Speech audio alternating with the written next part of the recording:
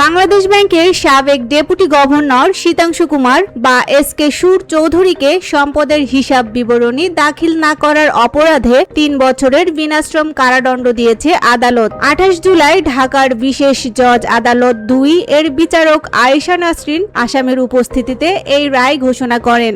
রায়ের পরপরই সাজা পরোয়ানা জারি করে তাকে কারাগারে পাঠানো হয়।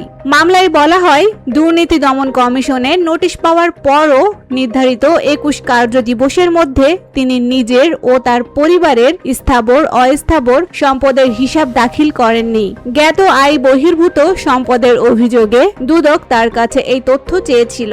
নোটিশ গ্রহণ করলেও তিনি তা জমা দেননি। পি.কে. হালদারের ঋণ কেলেঙ্কারিতে সহযোগিতা ও অবৈধ সুবিধা নেওয়ার অভিযোগে ২০২২ সাল থেকেই তিনি দুদকের নজরদারিতে ছিলেন।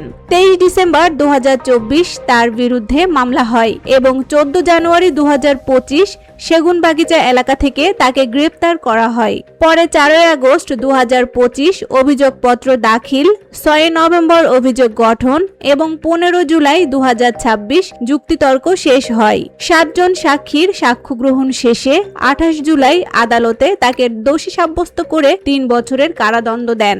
আইনজীবীদের মতে, অবৈধ সম্পদ ও আয়ের প্রকৃত উৎস আড়াল করার উদ্দেশ্যেই তিনি সম্পদের বিবরণী জমা দেননি। আদালতের রায়ে এই অপরাধকে দুর্নীতি দমন কমিশন আইনের ২৬-২ ধারার আওতায় শাস্তিযোগ্য হিসেবে বিবেচনা করা হয়েছে।